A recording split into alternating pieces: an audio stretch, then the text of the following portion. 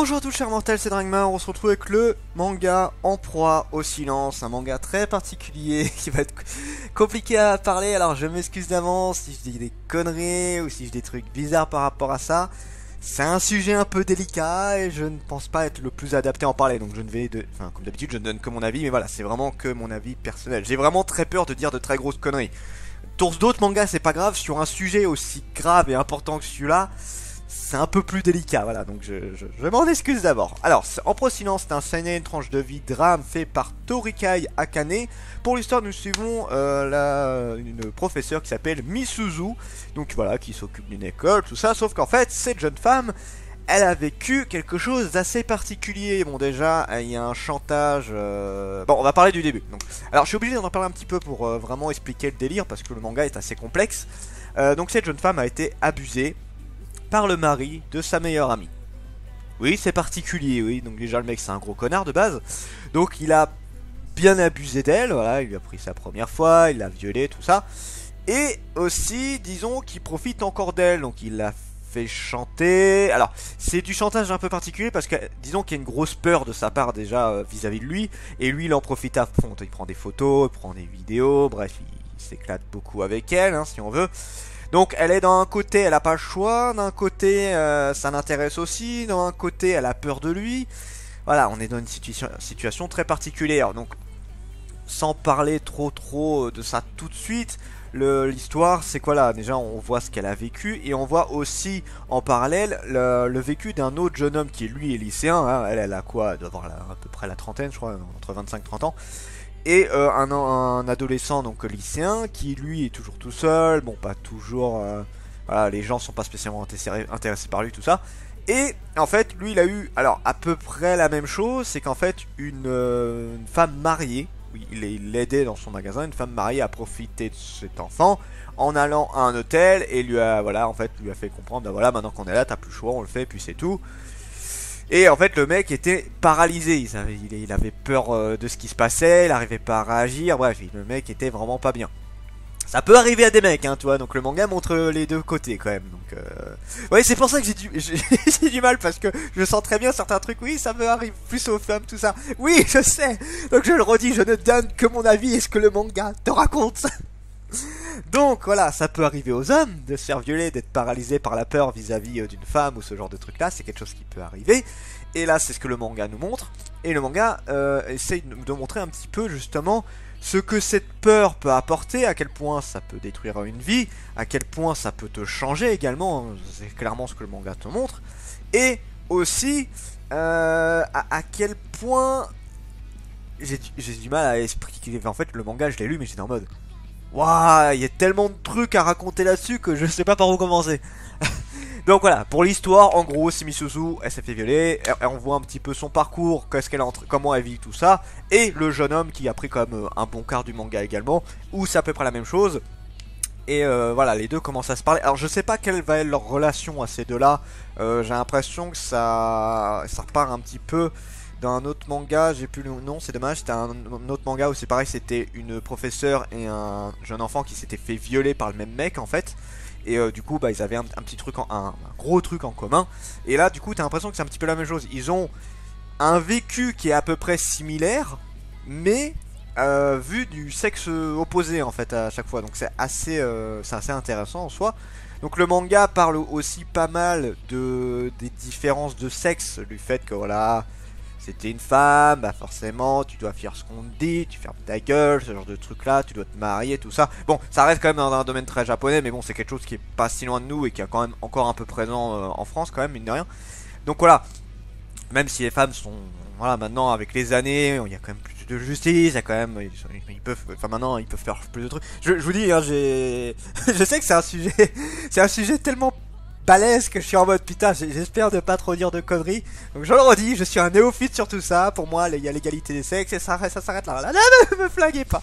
Donc voilà, je vais rester, je sais que je vais pas y arriver, mais je vais essayer de repartir sur mon truc. Donc voilà, le manga est parti vraiment sur l'inégalité des sexes. D'ailleurs je vais vous lire rapidement le truc. En proie au silence, c'est une œuvre choc qui refuse de détourner le regard face aux violences sexistes quotidiennes de la société. Créée par Akane Torikai, l'une des artistes les plus importants de sa génération, cette série ébranlera autant qu'elle questionnera sur les inégalités profondes entre les femmes et les hommes indispensable et d'utilité publique. Et je suis d'accord, je suis tout à fait d'accord avec tout ça. Et j'apprécie bien ce genre de manga en fait alors comme vous le savez, j'adore les mangas qui montrent à quel point l'être humain est une saloperie. Mais j'aime aussi les mangas qui te montrent à quel point la société et la façon de voir vis-à-vis des gens, c'est de la merde aussi pour la plupart. Et ça j'aime bien qu'on te le rappelle, qu'on te dit regarde un petit peu à quel point c'est pourri. Donc voilà, c'est bien, c'est très très bien, ça te fait réfléchir, ça te fait relativiser, c'est peut-être pas le bon mot, ça te fait réfléchir, ça te fait te questionner sur tout ça, donc c'est un très très bon sujet que je vais m'arrêter de parler tout de suite parce que je suis clairement pas adapté pour tout ça, donc voilà, on va rester sur le manga. Donc le potentiel du manga, alors j'ai pas vraiment donné mon avis, je donnerai mon avis à la fin. Je suis perdu, je suis désolé, là je suis un petit peu perdu. Pour l'histoire, l'histoire je la trouve très intéressante. On a vraiment, le manga essaye vraiment de te montrer pas que la femme mais aussi l'homme, à quel point ça peut être déstabilisant quand tu es dans une situation de malaise, quand tu es... tu peux pas forcément, la peur peut te bloquer. Après, d'ailleurs, un truc que j'ai pas dit, c'est que les deux personnes ont peur du sexe opposé maintenant. C'est-à-dire que elle est en plein questionnement vis-à-vis de sa sexualité, et vis-à-vis des hommes, elle a comme une peur. Et le jeune homme, c'est pareil, maintenant il a peur des femmes, enfin en grande partie des femmes. Alors visiblement, de ce qu'il disait, il a peur du sexe des femmes. Voilà, c'est très précis. Donc voilà, on a ça, donc l'histoire est vraiment bien foutue là-dessus, j'ai pas de problème. Pour les personnages, alors vu le sujet, c'est particulier d'en parler, là c'est pas un manga habituel où tu cherches à avoir un charisme assez important vis-à-vis du personnage. Là on est dans un manga qui est là pour te parler de la vie de tous les jours, qui est là pour te parler d'un drame, donc forcément, les personnages... ils sont particuliers, genre l'héroïne, elle a un côté, elle est très réservée, elle est très peureuse, elle a pas envie vraiment de se démarquer, elle est vraiment dans son coin. Mais bon, vu ce qu'elle a vécu, ça peut se comprendre. Un personnage qui se questionne beaucoup sur lui-même. Et pour l'autre, en fait je trouve qu'ils se ressemblent beaucoup les deux. Le jeune homme, alors j'ai plus son nom, je suis désolé. Le jeune homme c'est un peu pareil, il a vécu un truc assez similaire, clairement similaire. Sauf qu'il a pas encore le chantage, mais c'est arrivé il y a peu de temps. Elle, ça fait plusieurs années que ça se passe en fait. Lui, c'est plus récent, on va dire ça comme ça.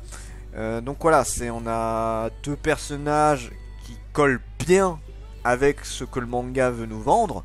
Donc non, j'ai pas de souci avec ça, c'est plus trop bien foutu.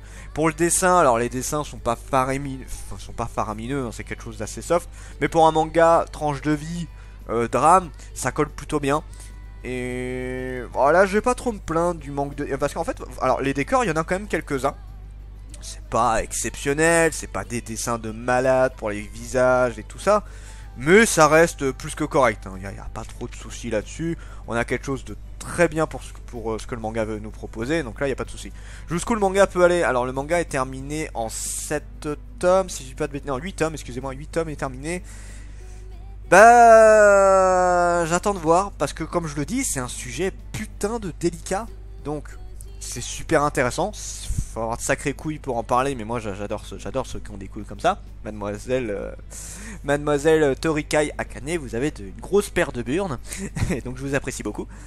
Donc j'espère vraiment que le manga par contre va bien parler de tout ça. Je parle pas du fait, tu sais, qu'il te montre les beaux contes et tout ça, non, vraiment qu'il te montre à fond la caisse. Et il a une idée de base, c'est te montrer à quel point il y a des inégalités, à quel point la société est toute pourrie, tout ça. Ok, faites-le jusqu'au bout.